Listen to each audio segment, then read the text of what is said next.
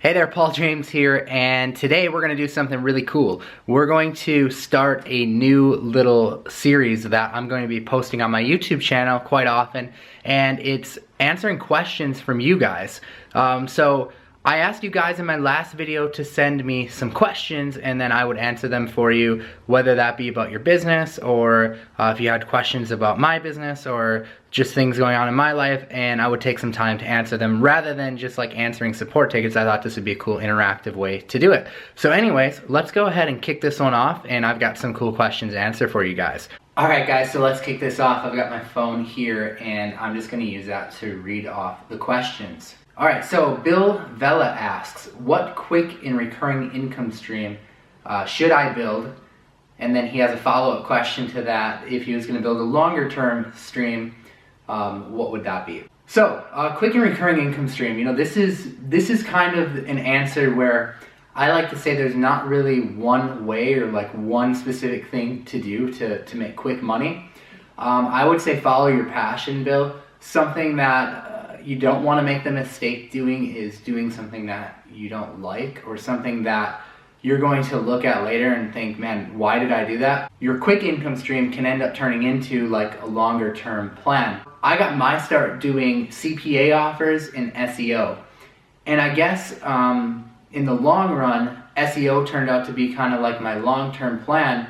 And at the same time, it made me some quick money too, because I was ranking sites, and after about a couple weeks, I was able to sell leads from that site, about 2 to 3 weeks. So what I would do is I would go and I would rank a website in the search engines, target it for like a local keyword, like maybe plumber Milwaukee, and then I would sell the leads to like a local plumber in the area. And the reason why that worked so well, especially at the time when I first started, no one was really doing it, is because I was putting my money where my mouth was, essentially. Instead of promising people like these first page rankings, and instead of promising them that I'm going to do X, Y, and Z for them, I just said, hey, try out my lead, and if you like it, here's how much it is to buy more. And that seemed to work out really good for me, not only for short term, but also for long term, because eventually I ended up with clients paying me every single month. So you should pick something that you're really passionate about, something you're really interested in. I would say if I were going to start over right now, I would probably focus on something with like Shopify, because I personally had a case study that I did on Shopify, and it was some really quick money that I was able to pull in really, really fast, and it's something I really enjoy doing. So anyways, I hope that answers your question. That's what I would recommend. Follow your passion, and then usually you can make quick money off of anything, but eventually it's going to turn into long term. So you know, that would be my recommendation to you. All right, our next question is from Kathy Gormanson. Kathy says, how do you manage to get all the stuff done that needs to be done, and how do you decide what needs to be done? You know, that's a really good question. So as far as how I decide, I always kind of have like a priority system. So how I decide is I kind of break things down on like a project level. Like, what do I need to get done first? Like, does this project need to be done, or does this one need to be done first? So break things down on like a higher like project level first. And then from there, how do you like manage everything from day to day? Well, I have a daily planner that sits on my desk. It's just like, you know, one of those things like you would use in school to like write down, you know, your homework assignments. So I have that, and what I tend to do with that is every day, at the end of the day, I write down like 5 or 6 really key things that I need to get done. And most of the time they're related to that project that I've set as a priority, but sometimes they can be related to other things. Like sometimes it can be following up to a really important email that I told someone I'd follow up on. Or it can be, you know, making a phone call, or even handling sometimes personal stuff. I write that stuff down, and I find that it leads to me being way more productive, because the next day I wake up and I have clear focus on exactly what I need to have done. As far as how I manage things on like a larger scale, like a project by project basis, I have 2 whiteboards that sit in my office. And right now we're down in my basement, but upstairs in my office, I have the whole top floor dedicated to just work in my home. I have 2 whiteboards.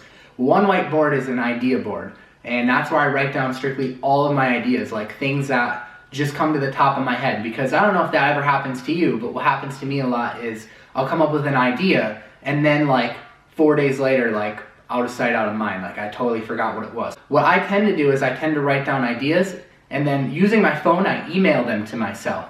And then later when I get home and I check my email, I pull it up and I see that I've emailed myself an idea and I go ahead and I write it on my whiteboard. So that's one way that helps. And then the other whiteboard is more for prioritizing stuff on a much larger scale. So on my other whiteboard, I'll write down like everything that needs to be done for like a current project I'm working on. So let me give you an example. For a software that we're working on, I would write down like, okay, we need to integrate payment processing. We need to integrate user registration. We need to integrate ways to export members out of the admin area. So I'll write all this stuff down on the whiteboard, and then I'll take some of those things and just 5 or 6 of those things, like I'll probably have like 100 things written on that whiteboard, but I'll take just 5 or 6 of them and swap them over to my day planner the night before. So yeah, essentially that's how I manage everything that I'm working on kind of a larger scale and also on a day-by-day scale. With Susan Tussman asks kind of a interesting question, are you rich? I think there's a big difference between being rich and being wealthy. So like being wealthy is like having like long-term wealth. Like, you know, you've got like investments, you've invested in your future, your retirement. I would consider that being like wealthy. Being rich, on the other hand, I think a lot of people are rich. You know, being rich is maybe like having a nice car, but that doesn't necessarily mean that you're like wealthy. That just means like, you know, you have nice things. So I'd like to think that I'm working towards being wealthy rather than just being rich. So I don't know, hopefully that's a good answer. All right, here's a question from William. How do you get traffic for free to a website without Facebook? Actually, I come from an SEO background, so my simplest answer to that would be SEO, search engine optimization.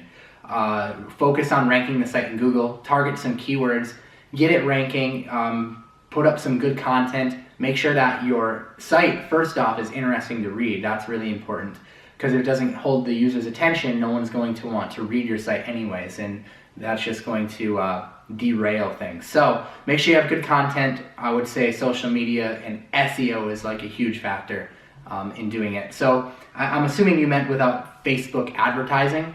So yeah, hopefully that answers your question, but if you're totally looking to stay away from Facebook or social media altogether, I would say SEO is a really great way. All right, so we'll do one more question for today and then we'll wrap this video up. And again, if you have questions, submit them to paul@pauljames.com and you can be featured in the next video. This question comes from Leroy Smith. Leroy says, what is the fastest and easiest way to make money online? So it's kind of similar to the other question I answered earlier. Again, I mean, the easiest way is going to be following something that you're passionate in. Nothing's going to be easier to talk about than something that you're already highly knowledgeable in. So if you're like really knowledgeable about dirt bike racing, then you should find a way to make money in dirt bike racing. You know, put up a site on dirt bike racing, put some affiliate offers on there, and that's an easy way to make some money with dirt bike racing. Maybe you're gonna do like t-shirt designs and sell t-shirts with Facebook advertising on dirt bike racing. Or maybe you're gonna start a Shopify store and you're going to sell maybe bracelets or something like that. So that's the easiest way to make money online, is following your passion, and everything kind of comes together from there. All right, guys, that wraps up this episode. I hope that you enjoyed it. And if you want to be featured in the next episode, shoot me an email at paul@pauljames.com and say, hey, Paul, I've got a question for you that I want to be answered in your next video, and we'll make it happen. All right, guys, catch you later. Thanks for stopping by.